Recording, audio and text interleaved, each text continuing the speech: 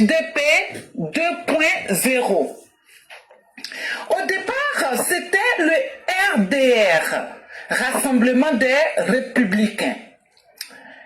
Aujourd'hui, c'est le RHDP, Rassemblement des Oufouettistes pour la démocratie et la paix.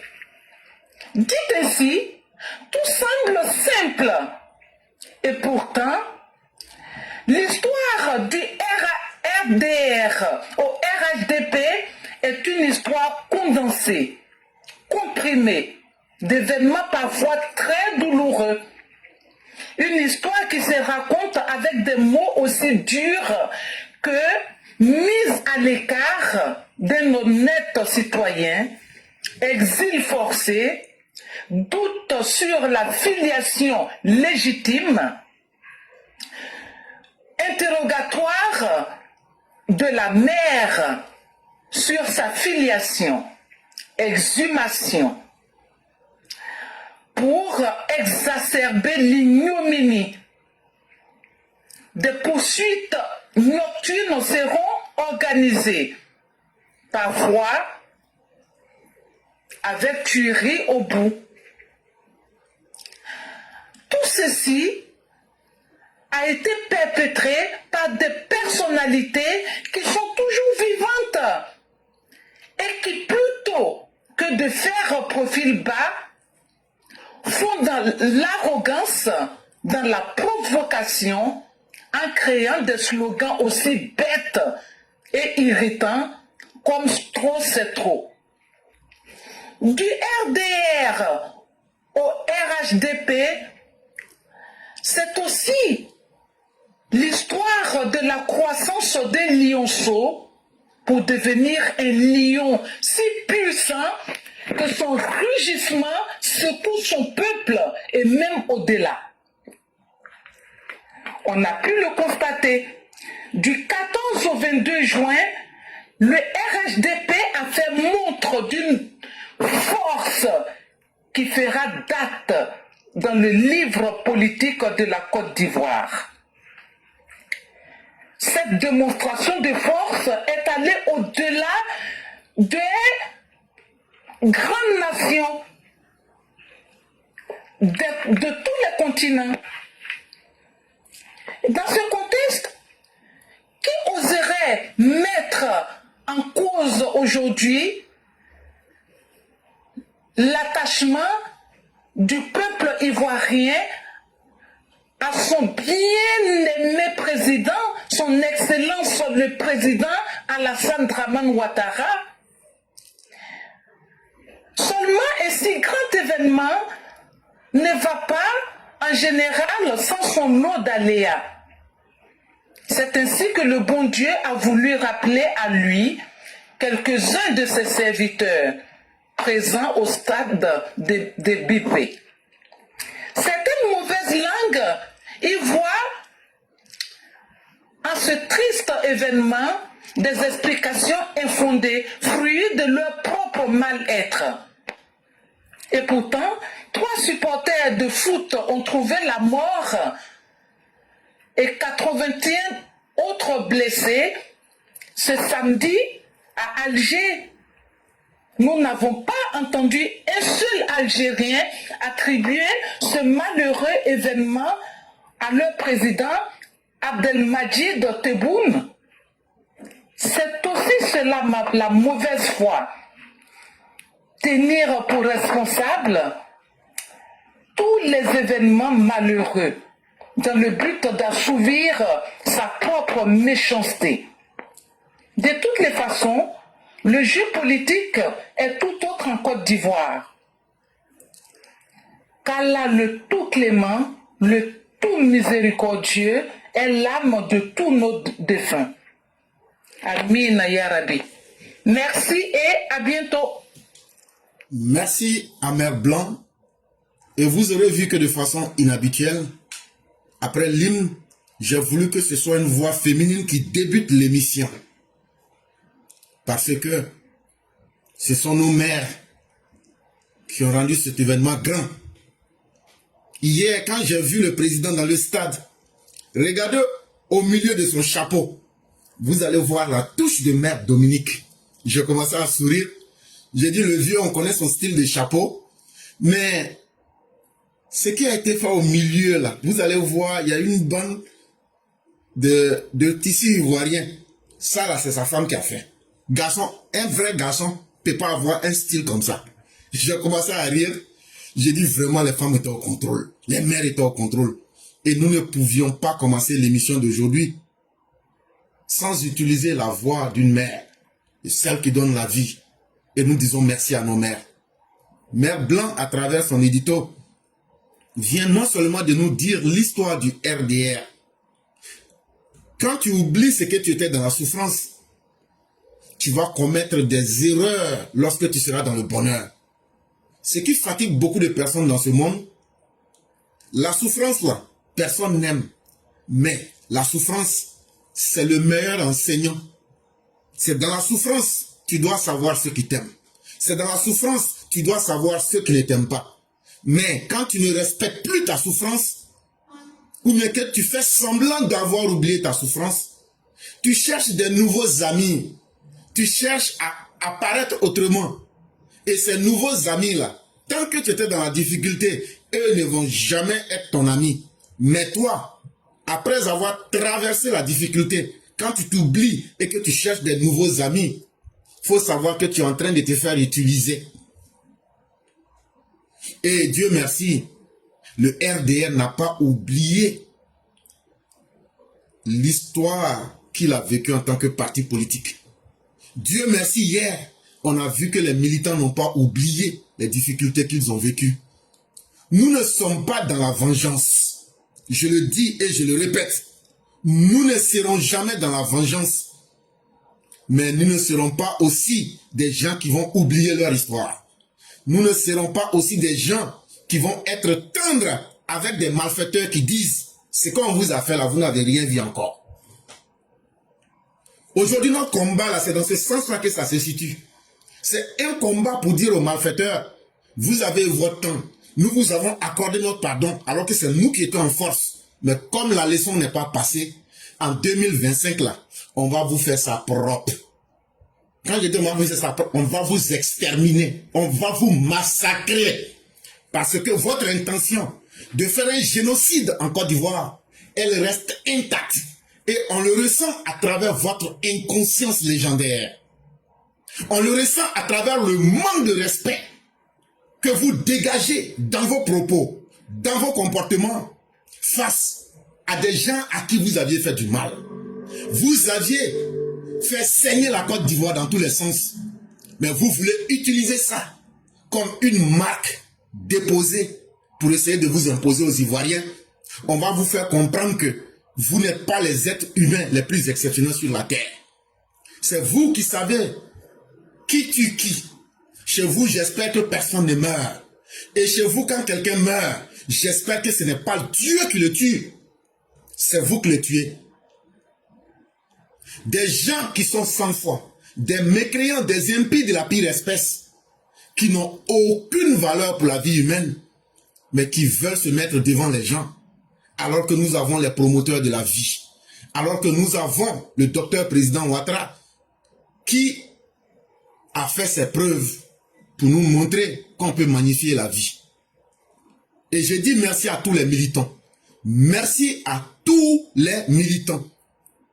L'histoire macabre en Côte d'Ivoire ne se répétera plus. Parce que hier, nous l'avions démontré. Que là où eux ne peuvent pas faire sortir plus de 1000 personnes, plus de 10 000 personnes, nous là, par un claquement de doigts et avec un seul nom, la fidélité du peuple au nom d'Alassane Ouattara demeure intacte. On a fait sortir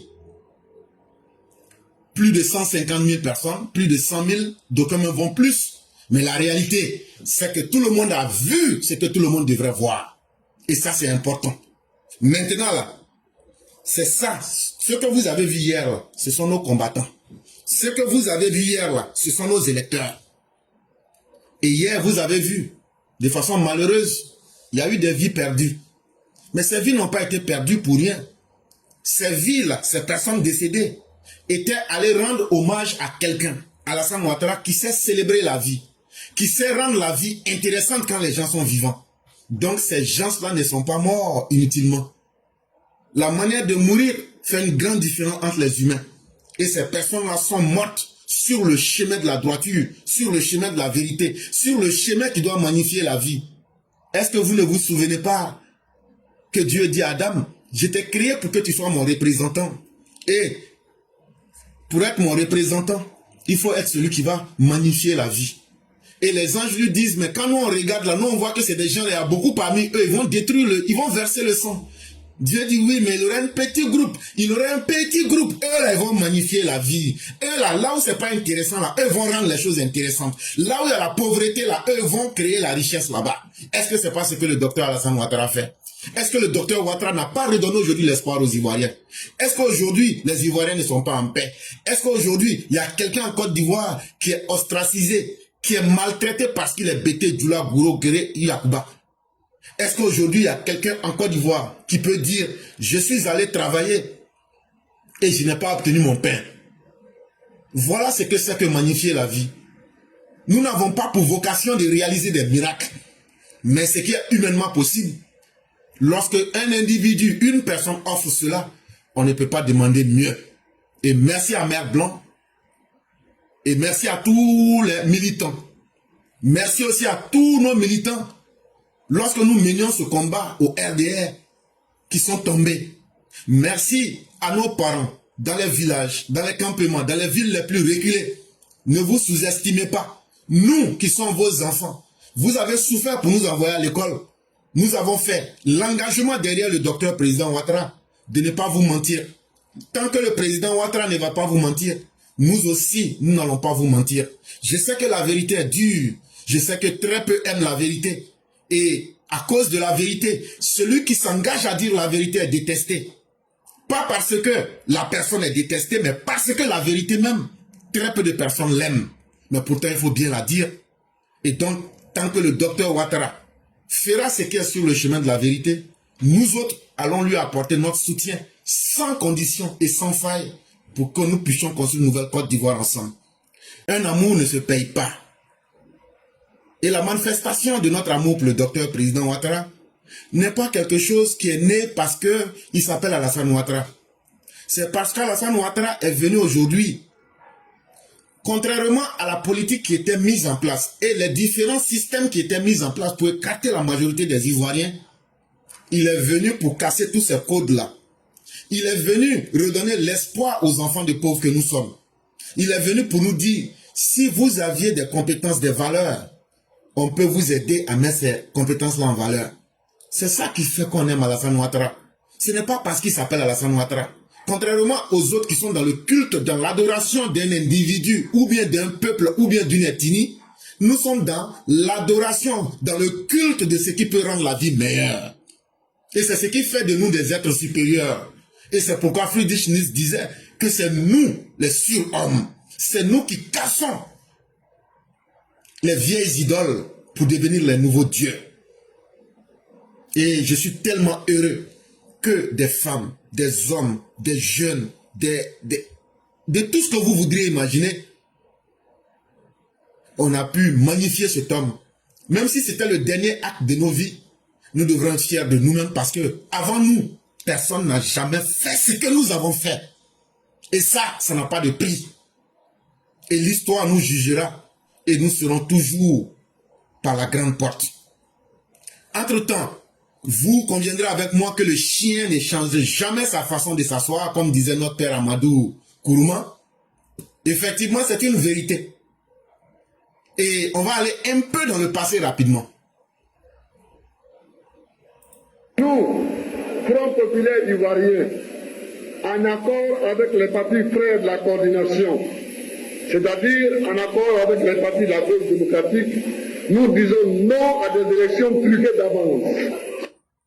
Vous avez entendu, non? Ceux qui n'ont pas entendu, je rejoins encore. Nous, Front populaire ivoirien, en accord avec les partis frères de la coordination, c'est-à-dire en accord avec les partis de la gauche démocratique, nous disons non à des élections truquées d'avance. Ça, c'était en 1990. Laurent Gbagbo que vous voyez là, le vieux là, C'était en 1990. Au moment où il était jeune, en pleine forme. Lui, il est jeune, Oufou est vieux. Il allait se battre dans l'élection. Avant les élections. C'est qu'il a dit, vous avez entendu. Que les élections qui ont été organisées en 90, là, que c'était déjà truqué. Ah, ça veut dire on n'a même pas encore fait élection. Aujourd'hui, on dit, oui, Ouattara est trop vieux. Ouattara est trop vieux, c'est Gbagbo qui est jeune. Bon, un jeune qui n'a pas eu honte de se battre avec les vieux. Est-ce que c'est ce vieux-là qui aura, c'est ce jeune-là qui aura honte de se battre avec un vieux en 2025? Le jeune Gbagbo n'a pas eu le courage d'aller aux élections en 90. Il a menti sur Félix Houphouët-Boigny avant les élections. Que Félix Houphouët-Boigny a triché les élections. Maintenant, est-ce que devenu maintenant jeune, il aura honte d'un vieux? Quand tu sais faire les rapprochements et de l'histoire, tu comprends beaucoup de choses. En réalité, là, c'est pourquoi je dis que le chien ne peut pas changer sa façon de s'asseoir. Laurent Gbagbo, là, on peut vous prendre toutes les élections, c'est toujours son comportement. En 90, Houphouët a déjà truqué les élections. En 95, je n'irai pas aux élections tant que vous allez traiter Alassane Ouattara d'étranger, alors qu'il sait qu'il n'allait pas gagner. Il voulait utiliser Alassane Ouattara comme ce qu'il est en train de faire à Chakadjan là. Il voulait utiliser l'électorat du RDR. Comme ça, il sait qu'on va éliminer Ouattara et puis lui, il va aller aux élections. Mais 20 mois, ça n'a pas marché. En 2000, il va aux élections. Il fait croire à Gueye que le pouvoir là, comme il y a eu coup d'État, Gueye et Yacouba de l'Ouest, ils n'ont qu'à garder le pouvoir pour les gens de l'Ouest. Lui, il va devenir premier ministre de Gueye Robert. Vrou, il a installé les Doué Mathias et autres. Avec plein de militaires autour de Gueye Robert. Et finalement, il va avoir raison de Gueye Robert. Et avant la proclamation des résultats par M. Do Honoré de la CNE, la Commission nationale électorale, Gbagbo s'en va à la présidence dire que c'est lui qui est devenu le président. Et le lendemain, il fait un charnier à Yopougon. Et après, il met les escadrons de la mort en place. Il fait faire violer les femmes. Et il installe un régime sanguinaire où il invite les mercenaires libériens du Lima FS. Il invite les Angolais. Il invite des mercenaires sud-africains qui n'ont fait que tuer les Ivoiriens nuit et jour pendant plus de 10 ans. Et aujourd'hui, en 2010, il refuse d'abord en 2005 d'organiser des élections. En 2005, il fait un arrangement avec Soro Guillaume. Il dit, tu continues ta rébellion pour piller le centre, le nord et l'ouest de la Côte d'Ivoire. Je te laisse ça. Mais il faut me laisser la partie utile. Moi, je vais bouffer aussi avec mes gars. Mais en contrepartie, il faut laisser, je vais être au pouvoir. Quand ils ont fait leur deal, il dit que lui, son meilleur premier ministre, là, que c'est Soro Guillaume. Parce que Soro Guillaume lui a permis de ne pas faire élection et ils vont rester. Et lui reste, quand Soro Guillaume reste premier ministre, lui, il reste président. Il a volé 5 ans des Ivoiriens.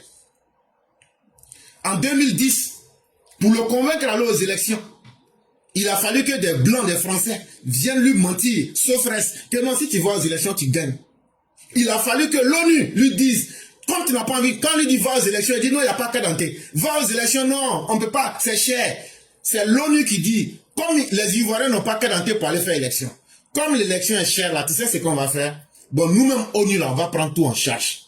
L'ONU prend tout en charge. Les cartes d'identité qu'on appelle cartes d'identité Gbagbo orange là, c'est l'ONU qui a fait nos cartes d'identité. C'est pas l'État de Côte d'Ivoire, c'est pas Gbagbo. Eux qui demandent cartes d'identité cadeau aujourd'hui là, ils n'ont qu'à aller demander comment on a fait pour faire ces cartes d'identité là. Est-ce que ça a été fait cadeau? C'est l'ONU qui a financé. Maintenant les élections là, c'est l'ONU qui a financé aussi les élections de 2010. Et donc, quand tout ça s'est fait, Laurent Gbagbo et Alassane Ouattara ont été ceux qui ont gagné au premier tour. Donc, ceux qui sont allés au deuxième tour, quand ils sont allés au deuxième tour, le président Ouattara a gagné. Quand le président Ouattara a gagné, qu'est-ce que Gbagbo a fait? Il a pris des gens, des militaires, il allait encercler la RTI parce que selon lui, on devrait proclamer, si on ne proclame pas les résultats dans un délai de 3 jours, c'est que c'est fini. Il va glisser pour dire à son ami, Yao Paul Ndré, comme ils n'ont pas pu déclarer les résultats dans les 3 jours, donc là, c'est fini. Et la CEI est forclos. Et maintenant, il faut que ce soit la Cour suprême qui prenne le dessus. Voilà le plan qu'il a fait en 2010. Or, dans les textes, ce qui était écrit, c'est que la CEI a obligation en 72 heures de faire parvenir les PV, les procès verbaux à la Cour suprême et non de proclamer les résultats. Mais Gbagbo, quand il va donc constater ce fait-là, et après avoir bloqué la RTI avec des militaires et des miliciens pour que les résultats ne soient pas proclamés, quand les 3 jours finissent, il dit à son ami Yao Paul Ndré, maintenant là, il faut maintenant prendre le contrôle de la situation. Yao Paul Ndré lui dit, je suis habité par le démon. Il dit, oui, justement, il faut annuler cette région. Il faut annuler cette région de Bouaké jusqu'à Tengrela. Il faut tout annuler. Et il faut proclamer que c'est moi, Laurent Gbagbo, je suis vainqueur. Et c'est comme ça qu'il va rencontrer plus dur à cuire qu'il n'avait imaginé. Oufou a été tendre avec lui. Gueye s'est laissé matagraboliser. Mais Alassane Ouattara dit, je vais te cueillir comme un fruit pourri. Ah oui, Alassane Ouattara lui dit, toi, tu es arrivé à ton terminus. Je vous dis que Laurent Gbagbo partira avant la fin du mois de janvier. Et j'ai toute une série de mesures en cours qui vont faire qu'il va tomber comme un fruit, parmi eux-mêmes, fruit pourri.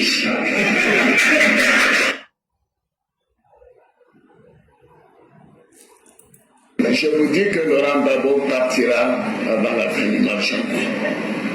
Et j'ai toute une série de mesures en cours qui vont faire qu'il va tomber comme un fruit, parmi eux-mêmes, fruit pourri. Et c'est ce même fruit pourri qui se retrouve là aujourd'hui. Tellement il a honte de lui-même, il sent, parce qu'un fruit pourri sent toujours. Après être parti en prison à la haie, il revient et comme le chien ne change jamais sa façon de s'asseoir, il veut encore replonger la Côte d'Ivoire dans la violence, dans le désordre.